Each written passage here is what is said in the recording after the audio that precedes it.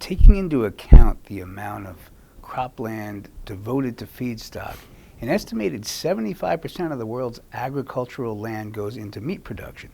Meat production is also extremely water intensive. Producing 1 pound of meat requires between 5,000 and 20,000 liters of water, while producing 1 pound of wheat requires much less, between 500 and 4,000 liters. How does eating animal products contribute to the loss of cropland needed to grow food?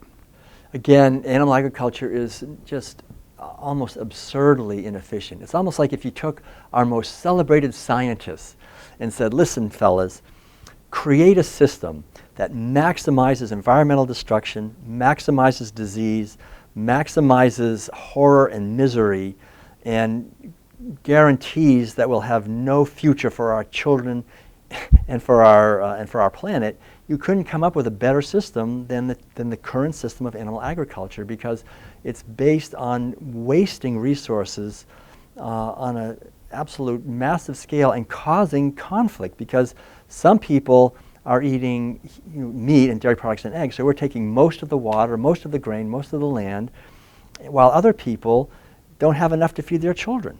So this kind of injustice that animal agriculture causes, it's not just violence towards the workers and the animals, but towards hungry people who could be eating the grains that we're feeding to our animals to get dairy products and eggs. And the amount of grain and the amount of water that it takes, it's absolutely true. It takes, as I said, 1,000 gallons of water to make a gallon of milk. It takes a good 5,000 gallons of water to make a pound of beef. And this is completely unsustainable. The Earth's soil is depleting at more than 13% the rate at which it can be replaced, which is scary because approximately 75% of the world's crop varieties have been lost over the last 100 years as a result.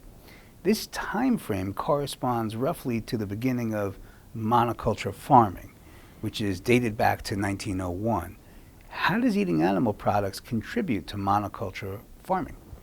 Animal agriculture is based on a model of domination and exploitation of animals in nature. And one of the things I think that's really interesting to understand is that if you go back to the beginnings of agriculture 10,000 years ago, there were two kinds of agriculture.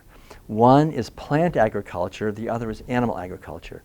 And plant agriculture in the beginning was mainly women's work. It's working in harmony with nature. You plant a seed and you get 1,000 seeds. You're working with the abundance of nature and with the natural cycles of the moon, and you're working to replenish and build the soil, to build healthy soil. And animal agriculture from the very beginning was men's work. The animals were resisting. They did not want to be confined. They were trying to escape. They didn't want to have their babies stolen. They didn't want to be killed. So they were always fighting. So with plant agriculture, we're naturally cultivating the sense of caring and nurturing and connecting with the cycles of nature and thinking in terms of how we can plan and plant and so forth. So it's really increasing our intelligence and our connectedness with the land. Whereas animal agriculture is based on domination and violence and oppression and disconnecting ourselves from the abundance of nature and from our natural empathy and kindness. And so as it turns out over the centuries, we've become a society that's organized at its core around animal agriculture. Today, we're defined by animal agriculture, and so the way we do all agriculture, whether it's plant agriculture or animal agriculture, is the model of animal agriculture, the model of domination and exploitation of nature. And so plant agriculture is now done with pesticides, herbicides, fungicides, GMOs, monocropping. I've seen these vast monocrops all over the United States with huge killing fields where nothing is allowed to grow except soybeans or corn or alfalfa, genetically engineered, sprayed with glyphosate, and where any kind of plant or animal that tries to live there, you kill, you destroy and kill. So that's that's destroying the soil structure. And the soil is washing away into the ocean. And now the whole foundation is oil instead of soil, which is great for the petroleum companies. Natural gas is used to create chemical fertilizers, and this is causing enormous pollution problems. So even though it's very good for a tiny elite of people who are the CEOs of the large pharmaceutical, chemical, and petroleum and banking industries that make a lot of money on pollution and disease and war, 99.9% of the people are basically being harmed by this. Our earth is being harmed, the animals are being harmed, our health is being harmed, the soil is being eroded. So the time now is to wake up out of this delusion and build the soil and remember plant agriculture as a way of connecting with the earth in a harmonious and loving way, and begin to grow food in a veganic way, to build the soil organic without using bone meal or blood meal or manure or fish meal, to just build the soil using crop rotation, using cover crops, using compost, using the ancient and traditional and new ways we're thinking. And it's well understood now that we can feed everyone on this earth on a fraction of the land. It's such good news. We don't need to be enslaving the land. We can actually allow the rivers to heal, the oceans to heal, the rainforest to come back, habitat to come back. We can feed everyone on a fraction of the land and have wildlife thriving. There's no reason. The problem is animal agriculture. It takes everything away from everyone and puts it into the hands of a tiny elite as wealth, but it destroys the underlying capital of the earth, the actual ecosystem that all life depends on. While independent media outlets still exist, and there are a lot of them, the major outlets in the United States are almost all owned by just 6 conglomerates. How does this contribute to the amount of animal products that are eaten in the United States?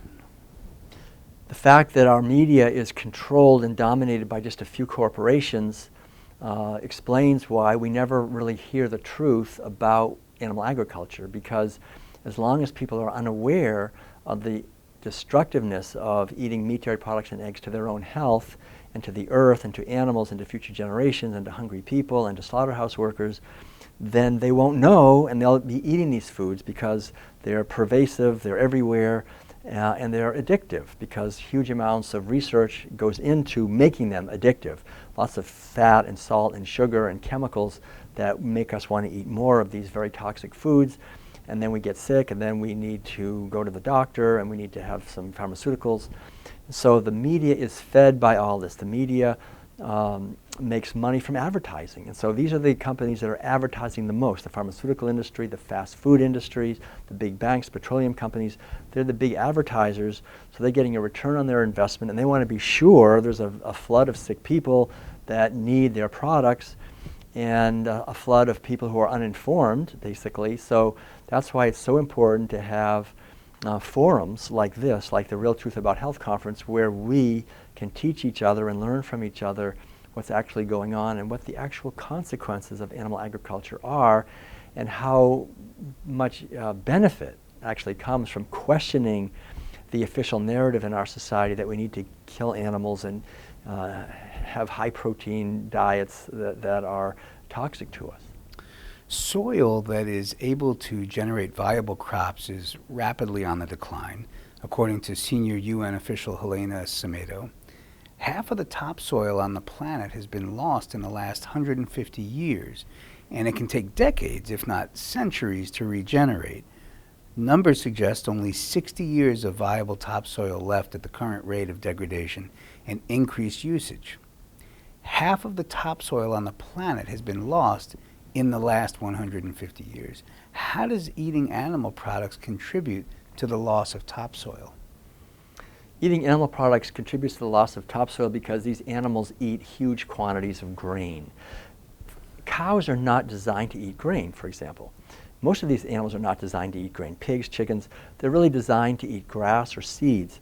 So in the case of cows, they're designed to eat grass. But if you feed cows grass, they don't get very fat. They're thin, and they don't give much milk. So scientists figured out that if you feed them legumes and rich grains, then they get fat and they give a lot more milk. So we're feeding them legumes like soy and alfalfa and grains like corn, very rich foods that actually give the cows E. coli, makes them sick.